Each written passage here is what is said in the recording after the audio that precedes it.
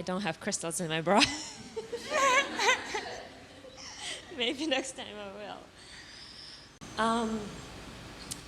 So, while thinking about the transformation story that I wanted to share with you, it was really hard for me to identify one particular event or one particular time in my life where everything suddenly changed. Because I'm still changing, just the same as you are. Every single day is a chance to create a sort of a transformation. But there's one moment that still stands out very bright and clear in terms of its impact on my whole journey. And that happened about 9 years ago, maybe a little bit more. I just moved to New York from Russia. I got into NYU. I met a guy who was living in Toronto, but we were trying to date long distance. And he had a birthday. He came to New York. He wanted to celebrate together. As a new girlfriend, I wanted to surprise him by showing up in lingerie in his room. I was really excited about the idea. I got beautiful lingerie without trying it. I knew my size. And then when I was putting it on, I looked at myself in the mirror and I was literally flustered from shame and disgust by looking at my body. The only thing that I could think about is how would he possibly want or love me if he puts his hand on my waist and feels that it's fat and soft. And it was such an overwhelming feeling that I didn't know what to do with it. And as somebody who hasn't been taught how to process emotions or how to deal with emotions, the only thing that I knew how to do was to sweep negative emotions under the carpet, pretend that everything is fine, and just do what I thought I should be doing.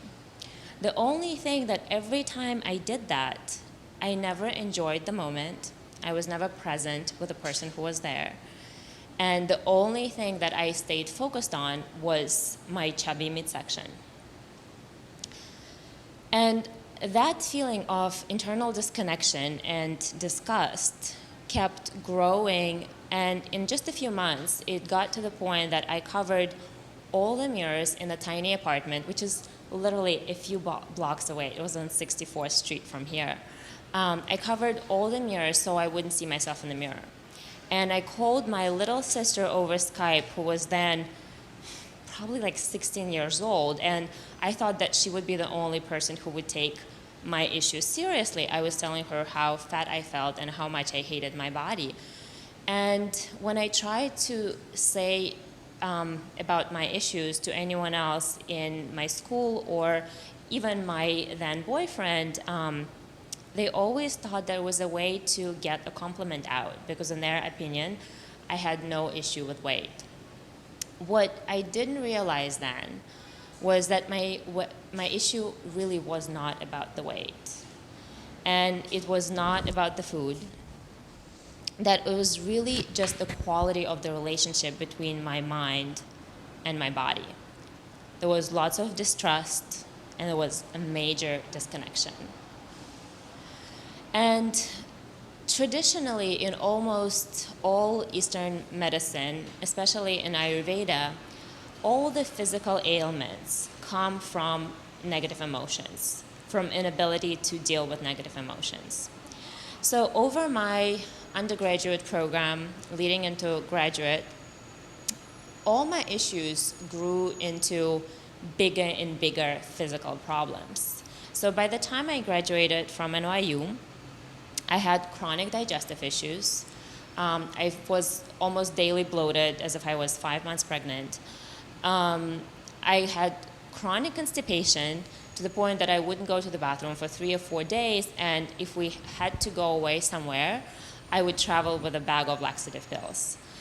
And later it led to polycystic ovarian syndrome with a whole host of hormonal issues and mood swings.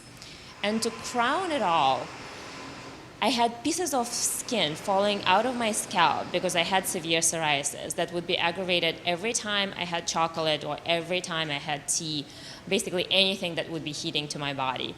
And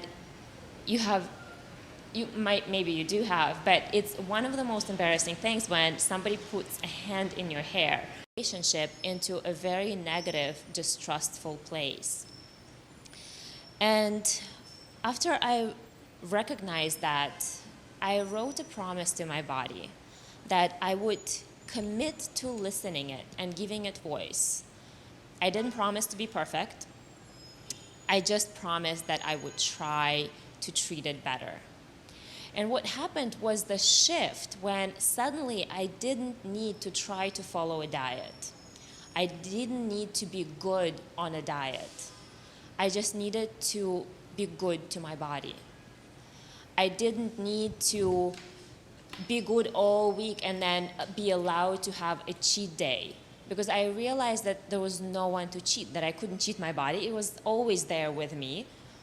I couldn't get away with cheating. So instead I reframed it and started treating it well. And I invite you, if you want to improve your relationship with the body, to sit down and answer some of the questions. So I would invite you to write 2 letters. One, from your mind to the body.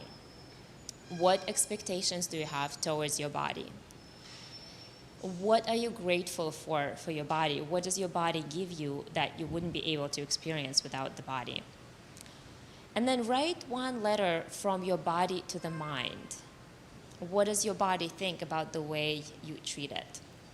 What it would like to have more of? What does it want to have less of?